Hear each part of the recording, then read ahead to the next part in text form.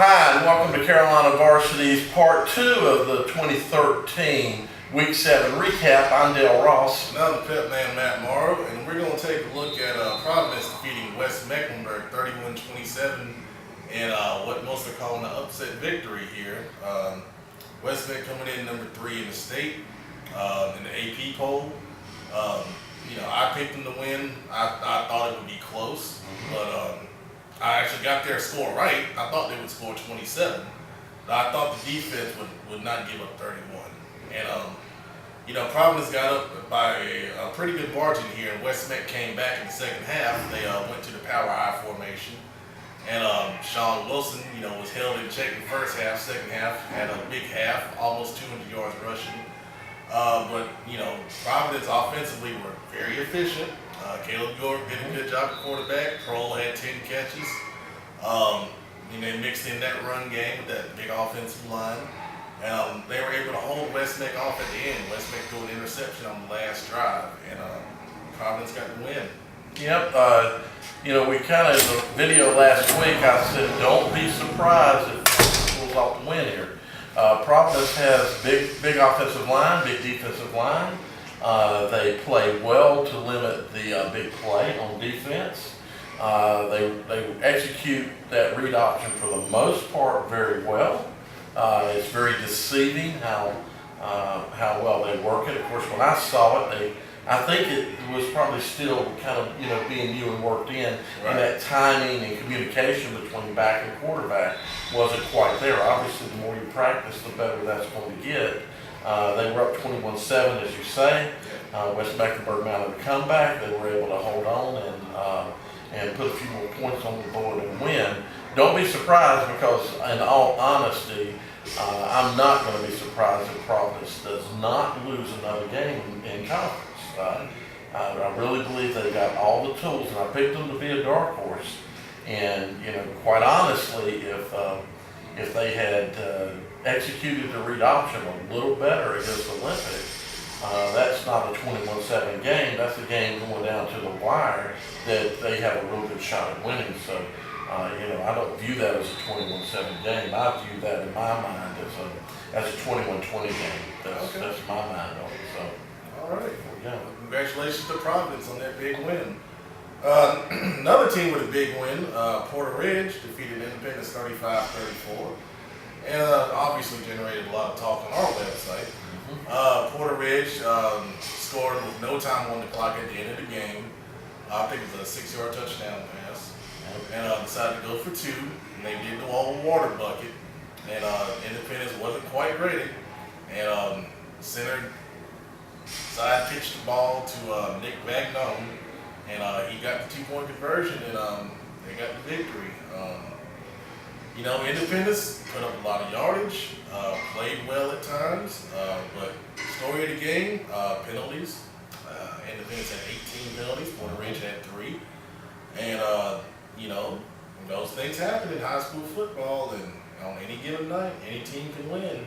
And Porter Ridge is a good team, and they pretty much proved that here with this victory, and going 1-0 in the conference now. Exactly. Like you said, generated a lot of talk on and off. I had a number of private messages from several individuals. I imagine you probably did too. There was a lot of talk, and of course a lot of it around the penalties. The first big thing is that as we learned more about the game, we started to see that the big difference in the game was all special teams. Even the 2-point conversion is a special teams play. And my comment on that 2-point conversion is, kids, when you're on the field, when that official sets that ball is live, ready to go for the offense to get up and set and run the play, which means they can execute at any time as long as they just take enough time that everybody gets set, right, so they don't get procedure called. Other than that, that's a live ball, and as long as they got enough men on the line of scrimmage, they're ready to go. So you got to be ready too at all times. That's one of the things about beating another team. You might think you're a better team, but then in the end, that's just one more thing that makes you not a better team, because you weren't set, you weren't prepared, the other team was. So it's the little things that wins ball games a lot of times. Yeah. In this case, your little things. My comment on the penalties, the Independences, the Butlers, the Mallard Creeks even, I don't think have quite the discipline that some of the other teams have, but they have the athletes and all to more than overcompensate for, so they can make the penalties and still, generate things. That's been my gripe about Mallard Creek is, sometimes they make the most dumb, stupid penalties. And a team like Porter Ridge, they're very well coached. They're coachable kids. They're not the best athletes. They've got some good athletes, but they're coachable kids. And you talk to any coach, that's what they want. They want coachable kids, so that the kids will be set. That is true. Exactly. You want great athletes, and what you'd like to have is a whole lot of coachable kids, especially linemen, so they're not making little mistakes, so you get you those stupid procedure penalties, and then get you some good athletes to go with them. I think, just one more thing I want to make. Stephen One, yes, he's a middle school coach, but if I were building a team and I wanted a first-year coach, I'd give Joe Evans a shot every time. I think he's going to be a very good coach. I think he's in a tough situation. He's 3 plays from being undefeated. That's what people want. As we knock down Independence and what's wrong with Independence, they're 3 plays from being undefeated. Each one of the games they've lost have been close, ball games. If they're in place Friday night and the kids are ready to play, that 2-point conversion probably doesn't work. And that's an Independence win. So I just want to remind people, and coaches have to start somewhere. Their first head coaching job, they have to start somewhere. And, of course, I'm wishing Coach Evans the best of luck in the future. We can move on. Unless you got something to say. Dale Ross at CarolinaVarsity.com. Email address. Yep. Next game we'll look at is Olympic defeating Ardrey Kell 34-22, which is, that's pretty much the type of score I expected here. Rod Tinsley made some big plays in the air. Darius Means had a good game receiving. Of course, Isaac Garcia had another big game. Ardrey Kell had some offensive success. Trey Ellis had a nice game at receiver.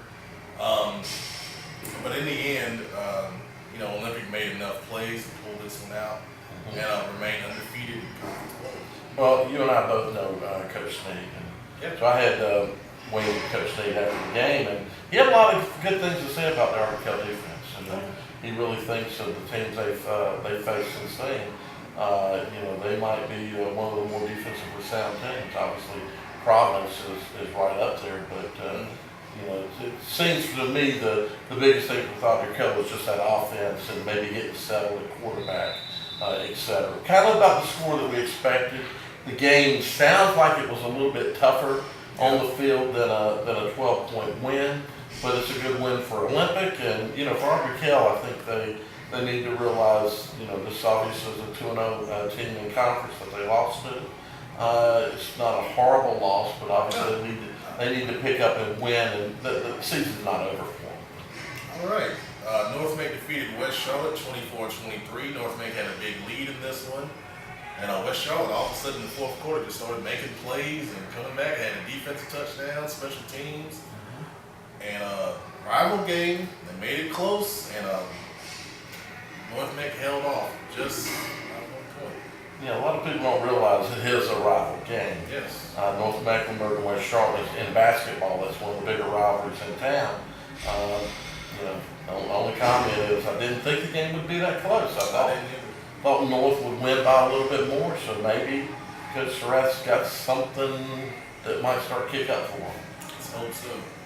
And we'll breeze through these last 4 real quick because they weren't really close. Butler defeated East Mac 42-6. Butler apparently played a lot of second and third string guys, which is a good move by Coach Hales, working on depth, getting in deeper in the conference play. Rocky River defeated Garinger 67-0. Homecoming, enough said. Mallard defeated Hopewell 69-0. Enough said. And Hough defeated Robinson 73-0. Thanks, guys. That's it. Thanks. Let us know what you think.